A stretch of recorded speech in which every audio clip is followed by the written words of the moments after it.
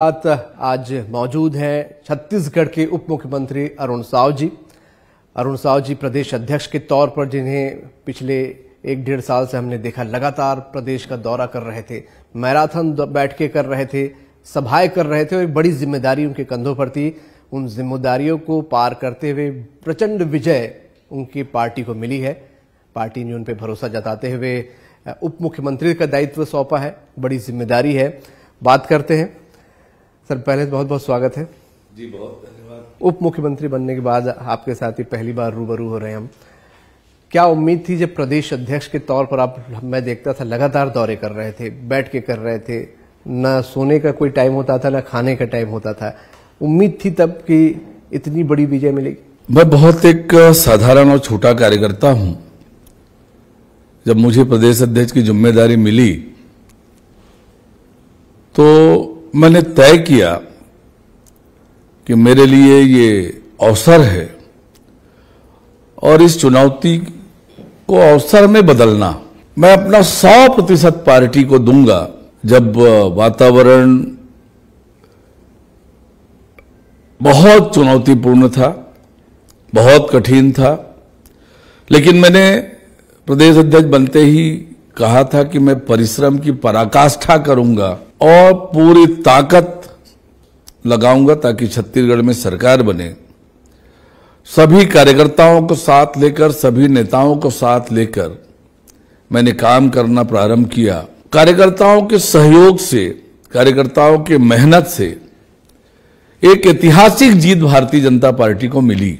Vote प्रतिशत के हिसाब से, सीटों के हिसाब से रिकॉर्ड जीत हासिल हुई और मेरे लिए ये गौरव का विषय है कि जब पार्टी को ऐतिहासिक जीत मिली, ऐतिहासिक सीटें मिली, उस समय मैं प्रदेश अध्यक्ष के रूप में काम कर रहा था और अब हमारी सरकार बन गई है तो निश्चित रूप से मेरे लिए प्रसन्नता का विषय है और हम छत्तीसगढ़ की तरक्की के लिए, छत्तीसगढ़ की जनता की सेवा के लिए अपने आप को अब समर्पित करेंगे। कई विशेषज्ञ की बात जब उनसे होती है तो उनका कहना होता है कि बड़ा रिसर्च का विषय हो गया है कि भारतीय जनता पार्टी, जिसको सभी अंडर एस्टिमेट कर रहे थे, वो इतनी बड़े प्रचंड बहुमत से चुनाव जीत जाती है।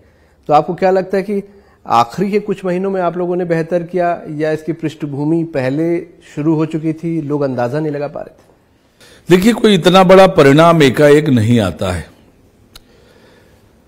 पूरी ताकत से हम लोगों ने लगातार सड़क से लेकर सदन तक लड़ाई लड़ी, संगठन को चुस्त दुरुस्त किया, बूथ स्तर पर काम किया और मैं इस बात को जानता था कि छत्तीसगढ़ में भारतीय जनता पार्टी का संगठनात्मक आधार बेहद मजबूत है। हर मतदान केंद्र स्तर तक हमारे पास कार्यकर्ताओं की एक टोली है।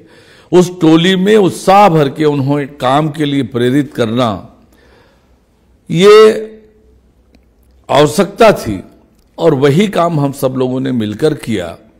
हमारे प्रदेश के प्रभारी ओम माथुर जी, सह प्रभारी मनसुख मांडविया जी, नितिन नवीन जी, ये लगातार प्रदेश में प्रवास करते रहे, कार्यकर्ताओं का उत्साहवर्धन करते रहे, हम सबका मार्गदर्शन करते रहे और फिर लगातार देश के प्रधानमंत्री माननीय नरेंद्र मोदी जी का आना, राष्ट्रीय अध्यक्ष आदरणीय जगत प्रकाश जी का, नड्डा जी का आना, देश के गृह मंत्री अमित शाह जी का लगातार आना, केंद्र का पूरा सहयोग मिलना, हमारे अन्य राज्य के विधायक भी प्रवास पर आए और सब लोगों ने मिलकर कार्यकर्ताओं का उत्साह बढ़ाया और हमारे वो कार्यकर्ता जो बूथ के कार्यकर्ता हैं, कर्मठ कार्यकर्ता हैं, ईमानदार कार्यकर्ता हैं, उनमें उत्साह भरा, ऊर्जा भरा और वो सब पूरी जी जान से जुटे।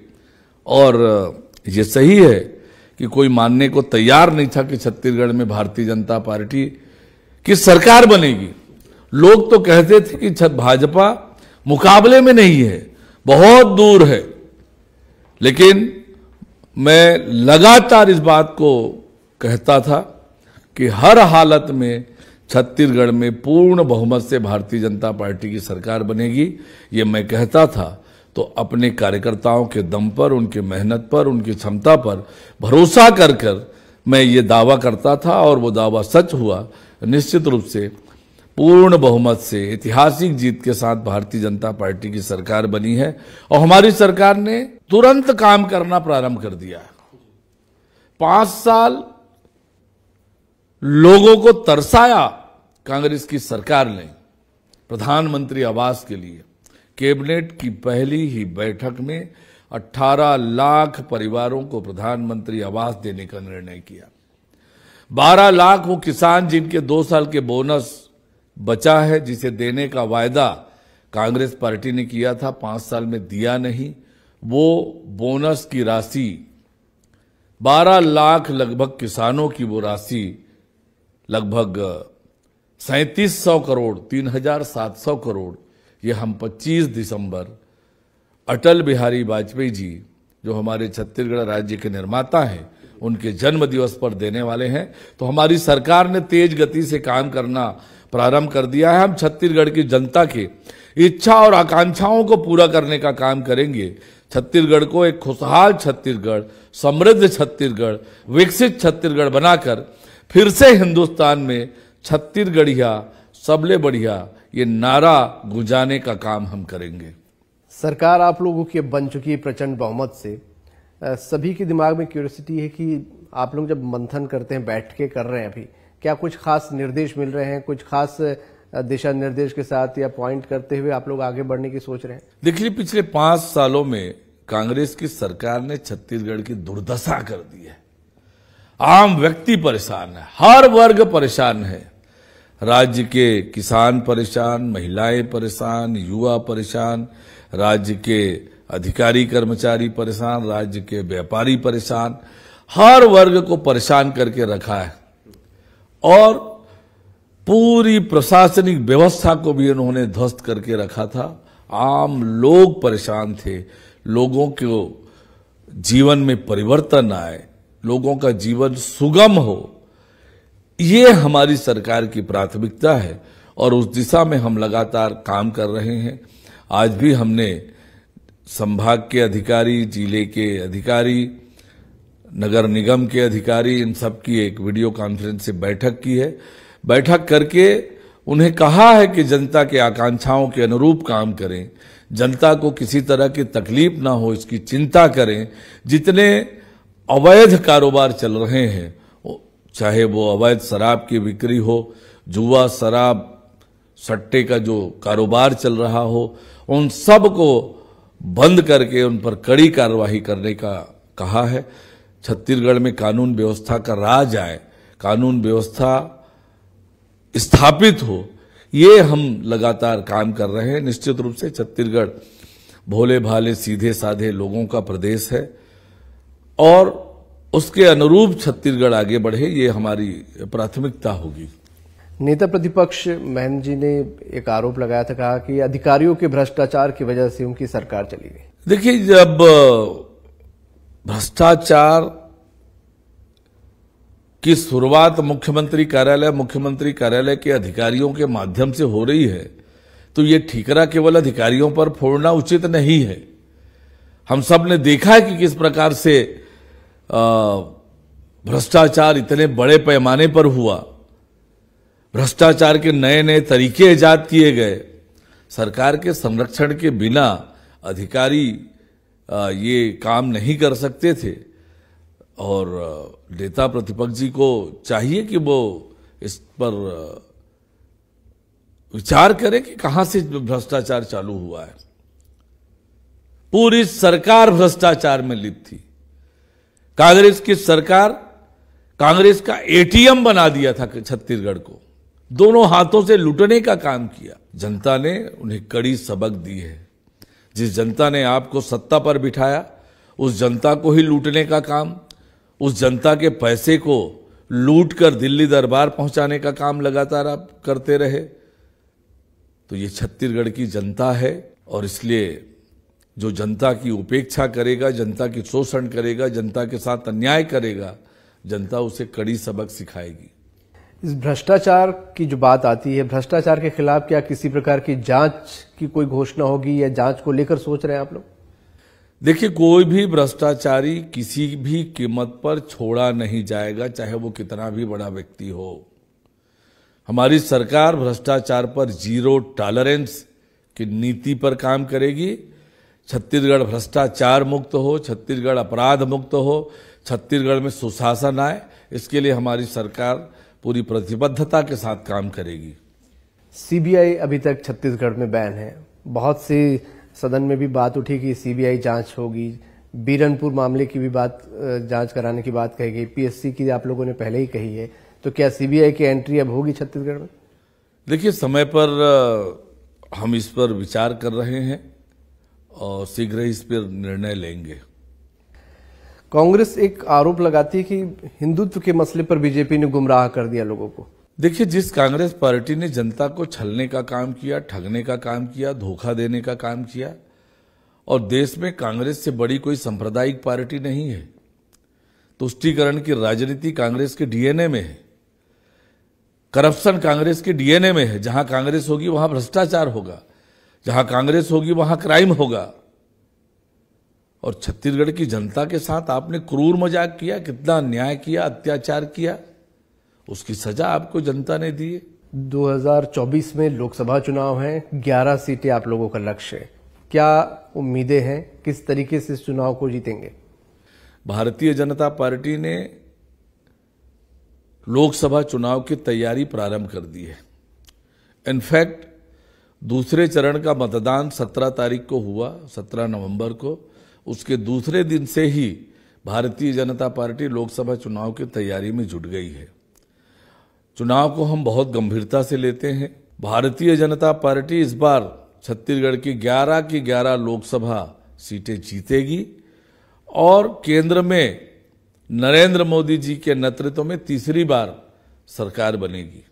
विधानसभा प्रचार के समय आप लोग डबल इंजन की सरकार बोलते थे। विधानसभा में तो उसका अच्छा खासा फायदा आप लोगों को मिला है। क्या लोकसभा में भी ये डबल इंजन वाली बात आएगी? निश्चित रूप से। आज छत्तीसगढ़ में किसी भी व्यक्ति से आप पूछें, हर एक व्यक्ति ये बोलेगा कि 2024 में देश के प्रधानमंत्री नरेंद्र मोदी जी ही बनेंगे। आम जनता नरेंद्र मोदी जी से बहुत प्यार करती है। जिस प्रकार से आम लोगों के जीवन में परिवर्तन लाने का काम, आम लोगों के हित में काम लगातार मोदी जी ने किया है, और इसलिए मोदी जी के प्रति लोगों में आकर्षण है। और निश्चित रूप से डबल इंजन की सरकार होगी तो छत्तीसगढ़ का तेजी से विकास होगा, और इसमें कोई संशय नहीं है कि 2024 में फिर से नरेंद्र मोदी जी के नेतृत्व में भारतीय जनता पार्टी की तीसरी बार सरकार बनेगी। आप लोगों का शपथ ग्रहण समारोह जब हो रहा था, आप डिप्टी सीएम की शपथ ले रहे थे, तो पूरा माहौल राममय था। मैंने देखा भजन से लेकर कार्यकर्ता तक। 22 जनवरी को राम मंदिर का उसका शुभारंभ होना है, पूजा पाठ होनी है। आप लोगों ने भी अपने घोषणा पत्र में कहा है कि लोगों को लेकर जाएंगे। किस तरीके से छत्तीसगढ़ कनेक्ट होगा अयोध्या से? अब देखिए, भगवान राम हमारे छत्तीसगढ़ के भांजा है। कौशल्या माता की धरती है ये छत्तीसगढ़, और इसे छत्तीसगढ़ के लोगों का भगवान राम के प्रति बहुत श्रद्धा और आस्था है। उसकी खूब जोर शोर से तैयारी चल रही है। 22 जनवरी को प्राण प्रतिष्ठा समारोह अयोध्या में होना है। उसकी व्यापक तैयारी पूरे छत्तीसगढ़ में चल रही है। लोग इसकी तैयारी में जुटे हुए हैं। तो निश्चित रूप से भगवान राम से साथ हमारा गहरा जुड़ाव है, गहरा नाता है, श्रद्धा है, और हम सबके लिए गौरव की बात है कि अयोध्या में भगवान राम का भव्य और दिव्य राम मंदिर का निर्माण हो रहा है। दुनिया उसे देखने आएगी, दर्शन करने आएगी, भगवान राम से आशीर्वाद लेने आएंगे।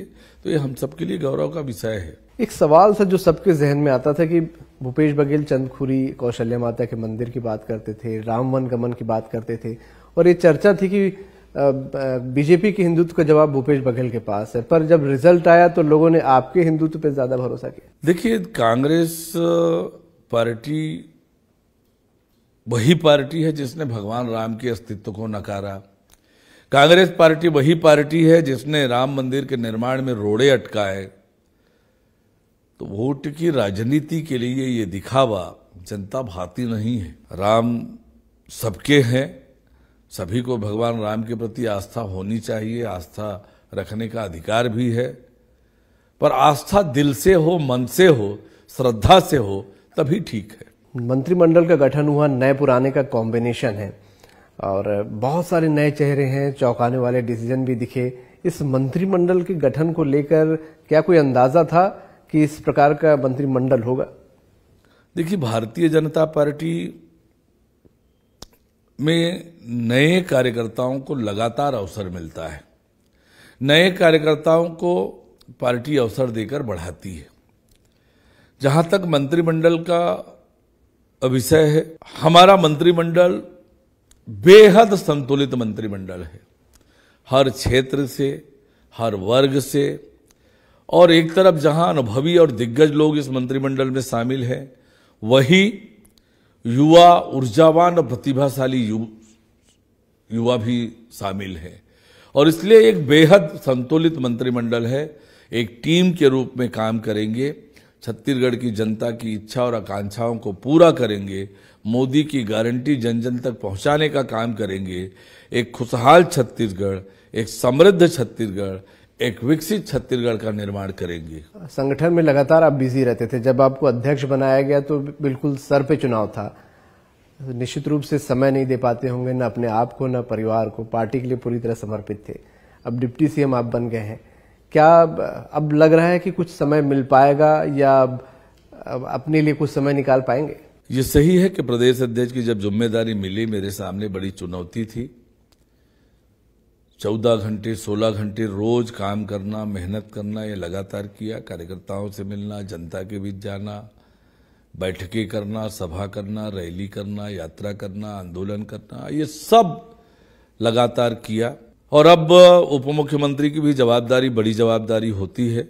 और इस बीच कोशिश होगी कि अपने लिए थोड़ा समय निकालूं, परिवार के लिए भी समय निकालूं, और प्रदेश की जनता का जो सेवा करने का अवसर पार्टी ने मुझे दिया है, और निश्चित रूप से छत्तीसगढ़ की जनता की पूरी ईमानदारी और मेहनत से सेवा करूंगा। लोरमी की जनता ने भी मुझ पर बड़ा भरोसा किया, एक छोटे कार्यकर्ता के ऊपर। लगभग 46,000 रिकॉर्ड वोटों से मुझे जिताया लोरमी में।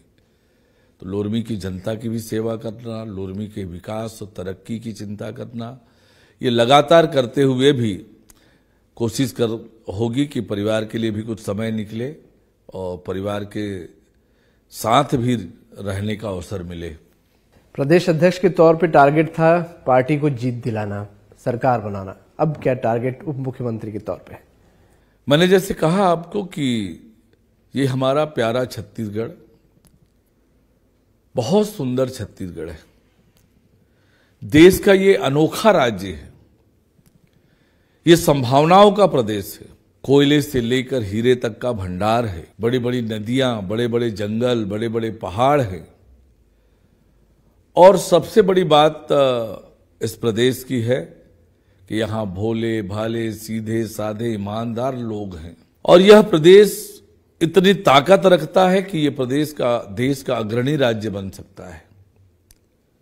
उस दिशा में प्रदेश को लेकर जाना, एक खुशहाल प्रदेश, एक समृद्ध प्रदेश, एक विकसित प्रदेश छत्तीसगढ़ बने। छत्तीसगढ़ के हर वर्ग के जीवन में परिवर्तन आए, नौजवानों के सपने साकार हों, माताएं बहनें सुरक्षित हों, किसान हमारा समृद्ध हो, खुशहाल हो, इन सबके लिए काम करेंगे। बिल्कुल, बहुत बहुत शुक्रिया अरुण साहू जी हमसे बात करने के लिए। तो मुख्यमंत्री अरुण साहू जी हमारे साथ थे। प्रदेश अध्यक्ष के तौर पर उनको काम करते सभी ने देखा। जबरदस्त मेहनत उन्होंने की और पार्टी को जीत दिलाई। अब उप मुख्यमंत्री के तौर पर छत्तीसगढ़िया सबले बढ़िया इस स्लोगन को फिर से स्टैब्लिश करना चाहते हैं। एक विकसित छत्तीसगढ़ बनाने का उनका सपना है। बहुत सारी शुभकामनाएं सर आपको। धन्यवाद, धन्यवाद, बहुत धन्यवाद। खास मुलाकात में इतना ही। नमस्कार।